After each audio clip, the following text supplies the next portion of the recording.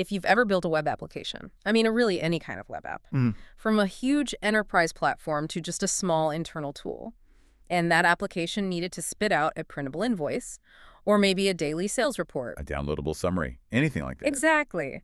Then you have almost certainly interacted with, or at least relied on, a library like jsPDF.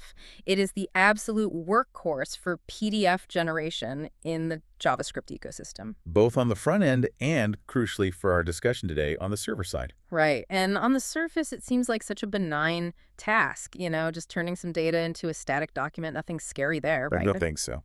But today, we are ripping apart a security vulnerability that just flips that entire perception on its head. We're talking about a critical software supply chain flaw. It's tracked as CVE-2025-68428, and it was found in jsPDF. We have to stress the scale here. This isn't some obscure package you mentioned. It's a workhorse. Oh. We're talking well over 3.5 million weekly downloads on NPM. 3.5 million. Per week. That level of ubiquity means that when something in this tool breaks, the blast radius is just vast. Okay, so let's unpack this. We have a flaw. It was formally disclosed on January 3rd, 2026, and it was immediately given a critical CVSS v4.0 score of 9.2. A 9.2, that's about as high as it gets. And it has the potential to turn that simple, everyday PDF generation process into, well, a critical high-speed data exfiltration mechanism. So our deep dive today is focused not just on how this happens, but maybe more importantly, why the recommended fix itself contains these architectural tripwires that developers have to understand perfectly, or they risk being just as vulnerable as they were before. That's the absolute key here. This isn't just about a bug. It's about a fundamental breakdown of trust in a library everyone trusts. Yeah. We're looking at a classic, extremely high-impact local file inclusion flaw, or LFI. That's right? And it's coupled with a path traversal flaw. So for the hundreds of thousands of you who rely on jsPDF running in a server-side Node.js environment, the core impact is, well, it's chillingly simple. Yeah. An unauthenticated attacker with no privileges, no user interaction needed, can just instruct your server to read any file it has access to. And when you say any file, you really mean any file. I mean configuration files, .env files, critical secret credentials, private keys, you name it. And the worst part, the content of those secrets is then included, often just verbatim, inside the PDF the attacker asks for and gets back as a totally normal response. So they're spilling your secrets using a standard feature of your application. It's the perfect camouflage. It is. And that really frames our mission for this deep dive. So we need to go beyond just telling you to patch. First, we'll establish the precise technical mechanism of this flaw, confirming where it lives and how the data gets out. Second, we'll help you assess your specific organizational risk based on how you're using it. And third, and this is the most critical part, we have to grasp the complexity and the potential pitfalls of the fix, which, like you said, demands a really deep understanding of the Node.js runtime itself. We're talking about changing the architectural ground rules for your entire Node process. All right, let's start with the context of jsPDF itself. We've said it's ubiquitous, the go-to library. It's this massive, almost default adoption. That's precisely why this vulnerability is such a big deal. It is.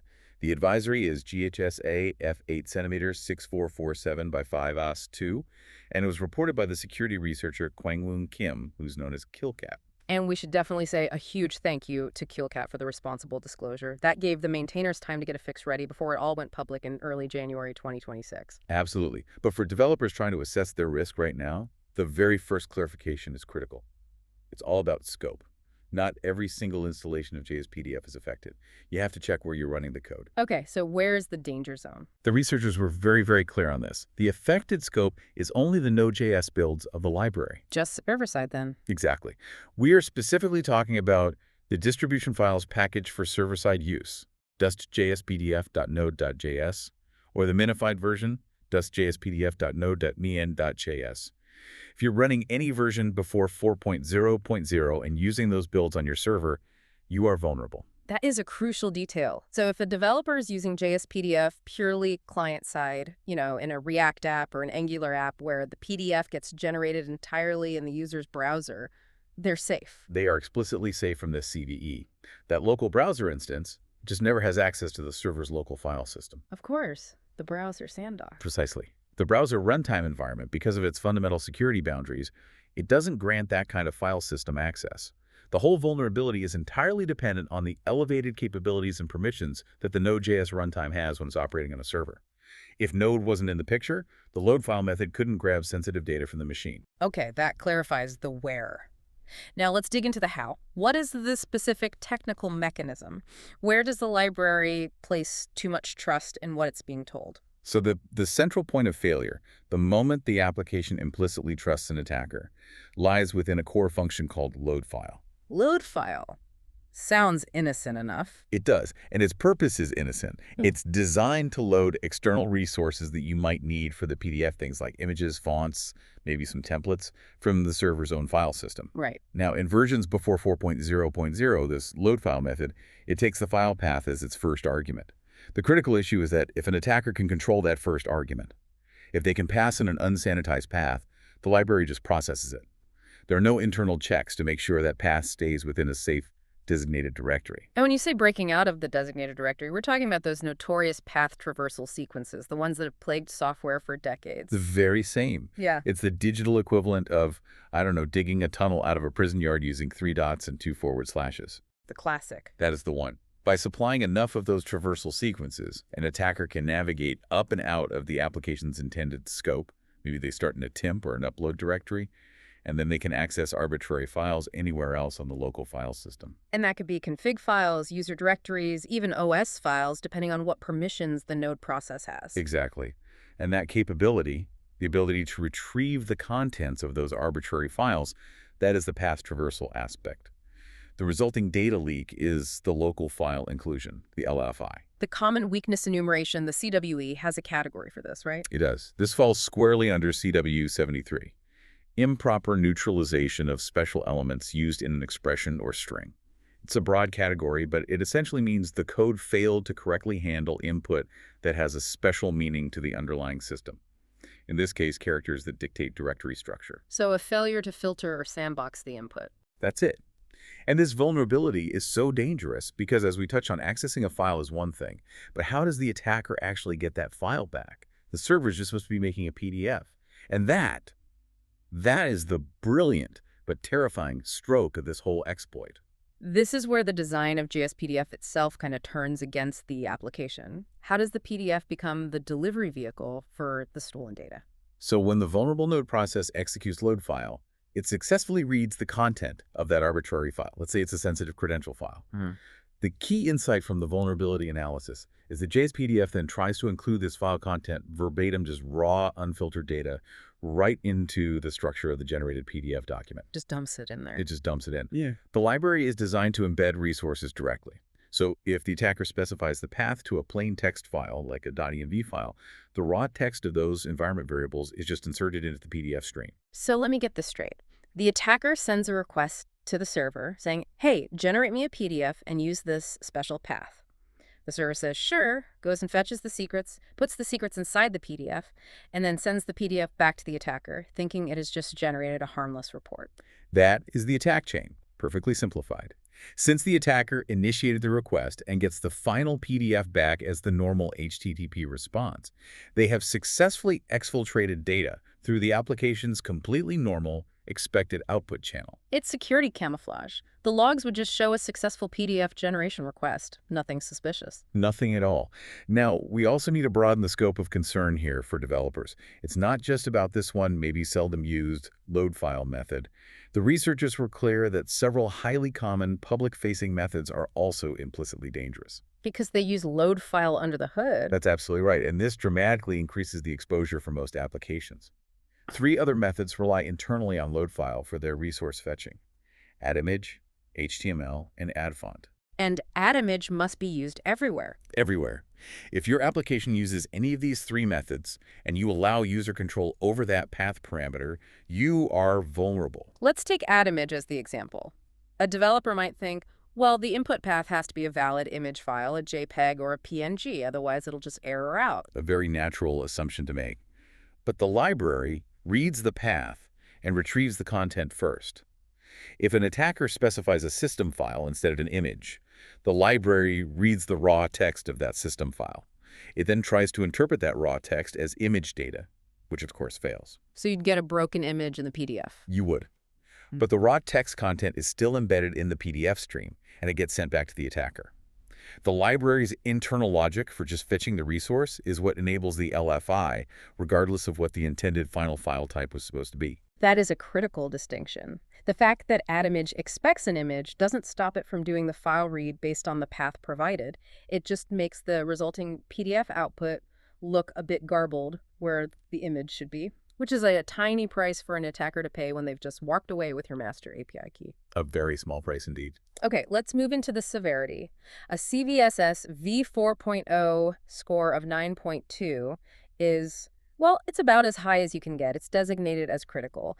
That score immediately puts this vulnerability into the patch right now, drop everything else category. Without a doubt. But I want to pause on something that might confuse developers looking at their dashboards. Why did some of the initial analyses report things like confidentiality? None. That seems to directly contradict everything we've just said about stealing secrets. How do we reconcile that? That apparent contradiction is probably the most important point of clarification we can offer today. The super high score, the 9.2, is based heavily on the exploitability factors, not just the raw impact. In the CVSS scoring system, there are 3 factors that are driving this score sky high. First, attack complexity is low. This means executing the exploit is trivial. It doesn't require complex timing or huge resources or some secret knowledge. It's easy. You just send a request with a crafted path. That's it. Second, privileges required is explicitly listed as none. The attackers need to be logged in. They don't need to be authenticated. And third, user interaction is also none. The attacker doesn't have to trick a legitimate user into clicking a malicious link or doing anything. So, because any remote attacker can just fire this exploit at a vulnerable server by sending a single crafted HTTP request, the base score is already maximized, even before you factor in the data loss itself. Exactly. The ease of exploitation is it's virtually unlimited. Right. So when you combine that trivial access with the confirmed outcome, Yeah. which is the unauthorized disclosure of sensitive data, that critical 9.2 score is fully warranted. So if an organization's internal vulnerability scanner initially reports confidentiality, none, that's a mistake. They need to override that. They must override it based on the advisory summary, which confirms the severe impact. The impact is entirely 100% focused on confidentiality. Let's detail that confidentiality breach a bit more. What's the typical loot box for an attacker who pulls off this kind of Elifath traversal? Well, the potential loot is anything the Node.js process itself has permission to read. If your application runs under a dedicated, low-privilege user, the risk is at least somewhat contained to your application secrets. But that's not always the case. Far from it. Many organizations, for convenience or legacy reasons, still run Node processes as highly privileged users, or even as root. And that means the attacker could potentially read highly sensitive system files. So we're talking about things like cloud credentials stored in environment variables. Absolutely. If your application needs to talk to AWS or Azure or Google Cloud, those API keys, those access tokens, the connection strings, they're often stored right where the application can easily read them, in a .env file or within proc.self environment. And stealing those lets the attacker pivot from just compromising the web app to having full control of your cloud resources. It's a total compromise of your cloud environment. And beyond cloud access, you have to think about database credentials. The keys to the kingdom. Absolutely vital. Database connection strings, often buried in configuration files, give them the keys to the entire back-end data store. If an attacker can steal the credentials for your PostgreSQL or your MongoDB instance, they achieve both confidentiality loss, stealing all your user data, and integrity loss, because now they can potentially modify or delete that data. And we shouldn't forget things like private keys for certificates, user session tokens, or even just proprietary business logic files stored on the server. The attacker is essentially handed the blueprint and the keys to the entire system. They get everything. Let's use that simplified exploitation scenario to make this really concrete for everyone listening, tying the conceptual LFI back to a real-world web application function. Okay, let's stick with a common pattern. Imagine a SaaS platform where users can customize their reports. The web application lets the user specify the path to a header image or a logo to be included in their generated PDF. Seems like a harmless feature. The developer probably put in some minimal validation, maybe just ensuring the path starts with assets or something. Exactly. The developer makes the fatal assumption that image path will always resolve to a benign image file. But instead of inputting, say, .mylogo.png, the attacker substitutes the path with a traversal sequence that leads to a known system file. Like at star shadow. A classic target. The file that contains the hash user passwords on Linux systems. So when the server executes the doc.addImage call inside the node process, jsPDF just follows that traversal path. It successfully reads the raw contents of the shadow file, and it tries to insert that content into the PDF. So the attacker gets the PDF back, and they've just stolen the hashed passwords for every single user on that machine. It's shockingly efficient. Frighteningly so. And we can see this vulnerability in direct code form. The sources provide that immediate red flag. An application using doc.image, rec.body.imagepath, PNG, is inherently vulnerable if that image path comes directly from user input in the request body. It lets the attacker set image path to a traversal path like .etchosts or worse. Or consider the nuance here. Even if the developer tries to be clever and prepends a directory like doc.image.userfiles.eq.query.filename, an attacker can still break out. How? If they just provide .env as the file name. They still break out of that intended user files directory and can read the secret stored one directory above. Any path that is derived from user input is dangerous here. Now let's connect this flaw to the broader offensive landscape. This isn't just a simple coding mistake. It's an instance of a widely known and cataloged type of weakness. Could you connect this to the overarching attack patterns that are used in the industry? Right. What's fascinating here is getting inside the attacker's mindset. They don't just try once and give up if it fails. They have an entire toolbox of obfuscation and encoding tricks that are specifically designed to defeat any naive security filter a developer might have hastily put in place. So this is more than just CVE-73. The core weakness is CVE-73. Yes, the improper neutralization. But the method of attack falls under several categories in the Common Attack Pattern Enumeration and Classification, or CAPAC. The main strategy is CAPAC 76, manipulating web input to file system calls. That's the fundamental pattern. Taking external data and forcing the server's file system API to act on it inappropriately. Exactly. But the real discussion, the one developers need to understand, is about the encoding war. A lot of developers might assume a simple regex filter can stop the pattern, but that's usually a losing battle against a determined attacker. Why is that? Because the attacker knows every single way to encode or represent that dot sequence that your filter might fail to catch. This is where the other CAPAC categories describe the specific bypass techniques. Okay, give us an example. For instance, we see techniques described in CAPAC 72, URL encoding, and CAPAC 64, using slashes and URL encoding combined to bypass validation logic.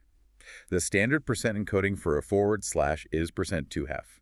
So an attacker might replace the literal slash with its encoding. And a simple filter looking for a literal would miss it. It would miss it. Or they might double encode it, encoding the percent sign itself, hoping that a filter only decodes once, but the underlying file system API decodes twice. If your filter is just looking for the literal wind, it's completely blind to appear in 2% of 2 hours. It's essentially hiding the bad characters in plain sight, knowing that different parts of the application stack. The web server, the URL decoder, the input sanitizer, and finally jsPDF all interpret that string at different stages. Exactly, and the complexity just grows with different character sets. CAPAC 80, using UTF-8 encoding to bypass validation logic, comes into play here. UTF-8 allows for multi-byte representations of characters. An attacker might use non-canonical or overlong UTF-8 sequences for standard characters, which a poorly written filter might misinterpret or fail to normalize, allowing the malicious sequence to slip right through validation, only to be decoded correctly when the operating system's file system actually processes the path. And the directory separator itself is another point of attack, especially in cross-platform environments. That's why categories like CAPAC 79, using slashes in alternate encoding, are relevant. UNIX systems use the /affid. Windows systems use the \. A server might be running Linux, but if the node runtime is configured weirdly, or if the code is trying to be cross-platform compatible, an attacker is going to try both types of separators. And the encoded versions of both. Just to find the one that the application's filter fails to detect. It's a great reminder that this vulnerability isn't some isolated accident. It's a manifestation of a fundamental weakness in input handling. And attackers have standardized, exhaustive methods for exploiting it. So this should be a direct warning to any developer who thinks they can solve this by just writing a simple blacklist filter in 5 lines of code. It is the dictionary of known filter busting techniques. And ultimately, all these encoding tricks are deployed to facilitate CAPAC 13, subverting environment variable values, or other system file theft. That's the final prize. The exploitation is trivial because attackers are using standard known techniques against a widely deployed library that momentarily forgot the core rule of security. Never, ever trust user input when it comes to file paths. The technical mechanics are horrifyingly simple, but now comes the real challenge: finding a solution that doesn't cause more headaches than the vulnerability itself. We know the danger is severe, the exploitability is trivial, the immediate necessary action, according to the advisory, is to update. That is the primary non-negotiable step. You have to update to jsPDF version 4.0.0. You run npm install jsPDF at 4.0.0. This major version bump incorporates the fix for CVE 2025-68428 by restricting file system access by default. But this is where we shift from a simple dependency update to a massive architectural discussion. This isn't one of those silver bullet patches where you just run npm install and go for coffee. Not at all. The security researchers and the maintainers have highlighted a significant catch. The fix relies entirely on an advanced security feature in the underlying Node.js runtime. And what feature is that? It's called the Node.js permission model. The new version of jsPDF 4.0.0, it restricts its internal calls, but that restriction is enforced by this permission model. This feature lets developers specify really granular security policies, effectively limiting what parts of the file system the Node process can even read, write, or execute. So the fix works by saying JSPDF, as a library, will now only read files if the Node runtime itself explicitly permits it. That's the mechanism. It Yeah. sounds like a perfect security boundary, but it relies on developers having their entire environment aligned. And that brings us to the versioning problem. Right. What versions of Node.js must you be running to actually rely on this defense? This is a huge tripping point for many organizations.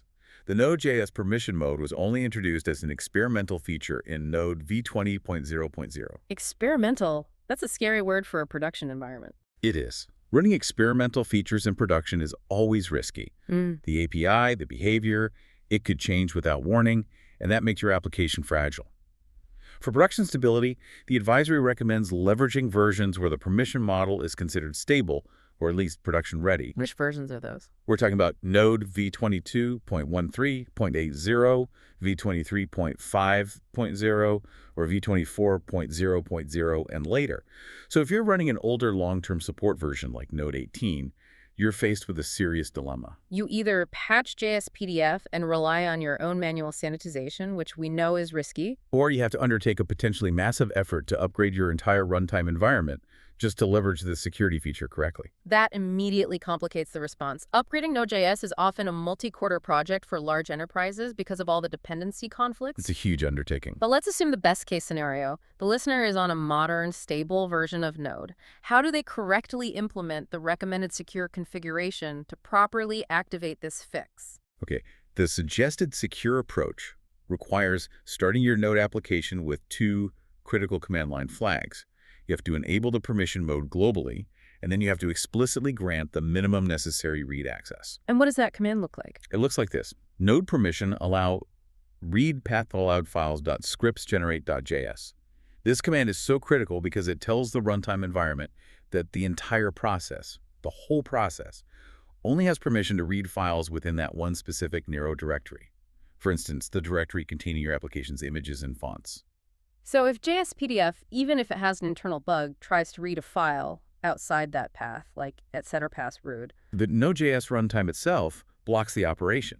It shuts down the LFAT traversal exploit at the operating system level before JSPDF can even get the file. so the security is shifting. It's moving from relying on the application code on JSPDF to relying on the runtime environment on Node.js to enforce the boundary, which means the fix is only as good as the developer's configuration.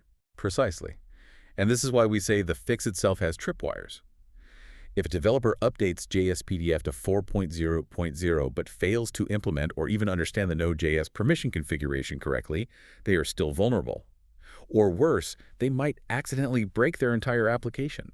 Let's detail those two major pitfalls that analysts identified. Let's start with the seductive but fatal shortcut: the overly permissive file system grant. Why would a developer make this mistake? It's a story as old as software development. The pressure to ship quickly.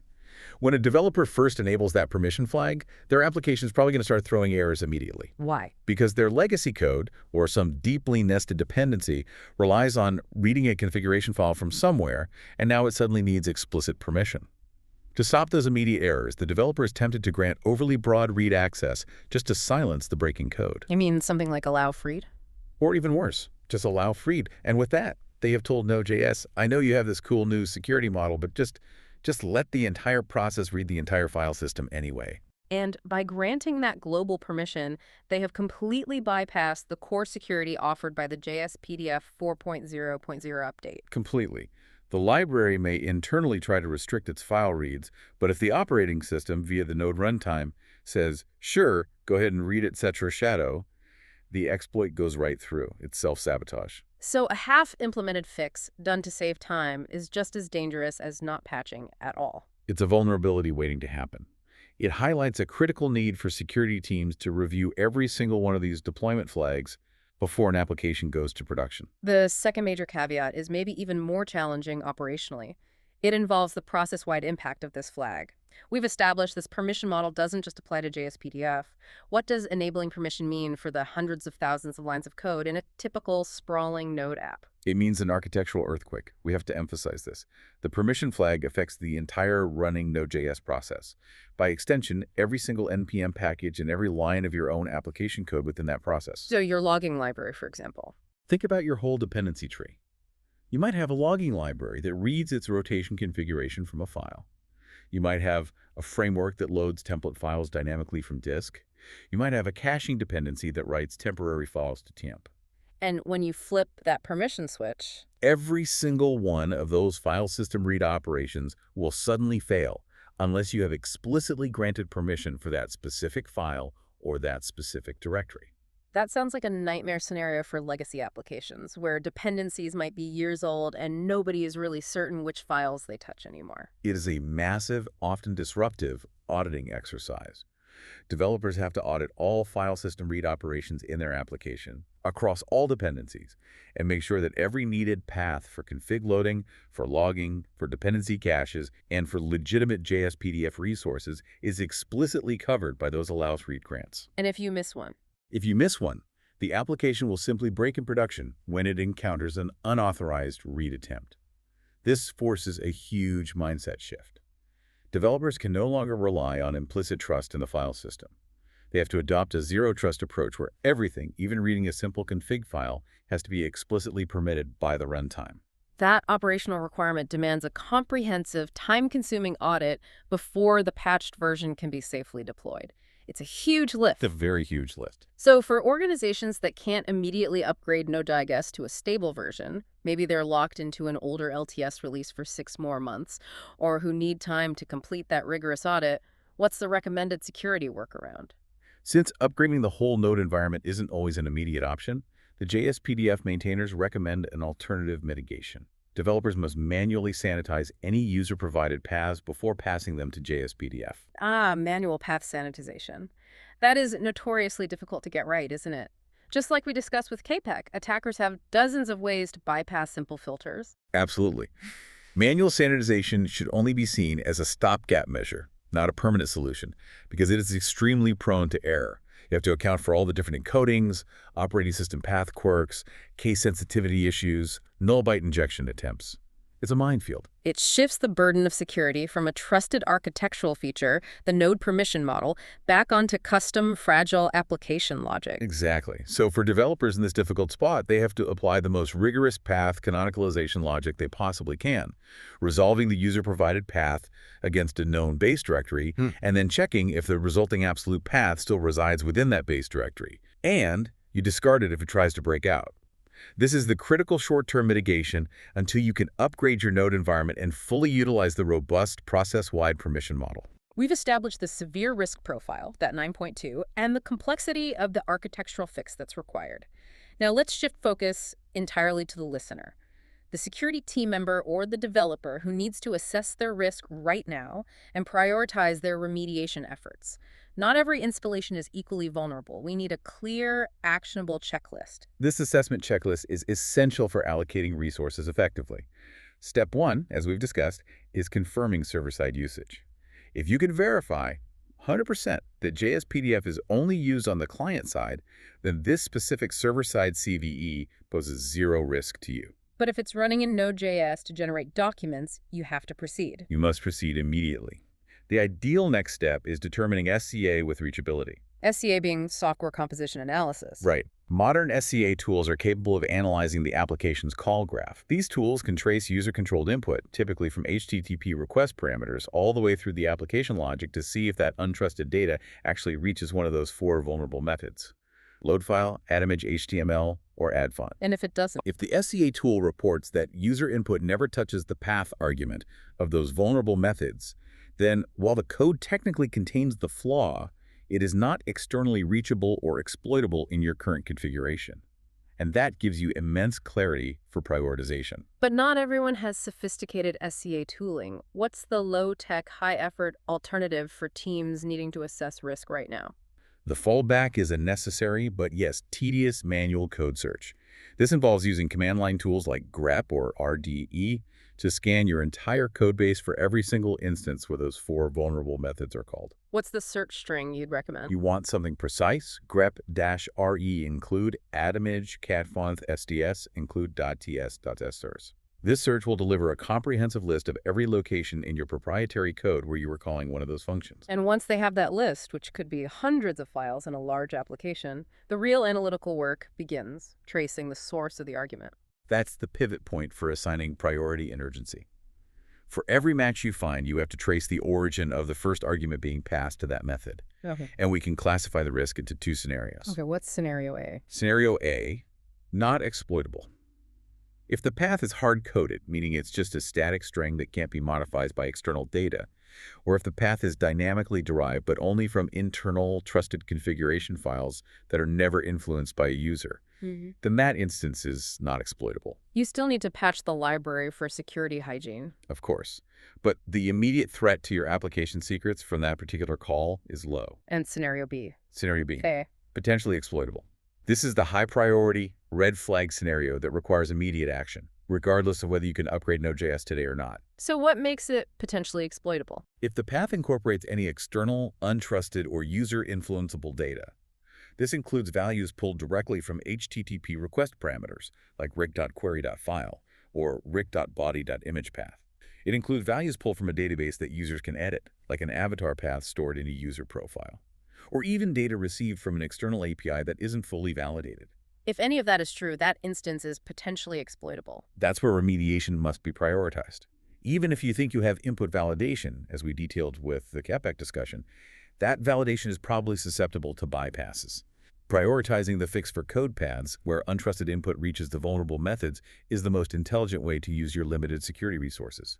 You fix the exploitable paths first, then you tackle the environment configuration required for the full 4.0.0 defense. This deep dive has really taken us on a complex journey. We started with a ubiquitous, seemingly harmless PDF library, jsPDF, and we've uncovered a critical, easily exploitable data exfiltration vector, CVE-2025-68428. It's quite a story. It is. And the core technical takeaway for me is that in open source security, the patch isn't always the end of the story. The fix often introduces these configuration complexities and architectural dependencies that are just as critical and, frankly, much harder to get right than the initial code patch itself. The urgency of this fix is undeniable. That CVSS score of 9.2 is completely warranted because the library's widespread deployment and the extreme ease of exploitation, 0 privileges, 0 interaction required. An attacker can steal your most sensitive files just by asking your server to generate a PDF that includes them. It's a silent attack that exploits the server's own functionality against itself. And we have to stress the architectural shift. We absolutely must. The remediation in version 4.0.0, while it's technically sound within the library, it relies completely on the correct and narrowly scoped configuration of the Node.js permission model. A half-implemented fix like granting overly broad file system permissions just to quell application errors is a vulnerability waiting to happen. It completely negates the protection offered by the update. So this is no longer just a dependency management issue. It is a full-scale Node.js process configuration requirement. It truly makes you realize the fragility of these operations when they move from the sandboxed environment of the browser to the full access world of the Node.js server environment. That trust boundary is just so easily violated. Indeed. And this leads us to our final provocative thought for you to consider.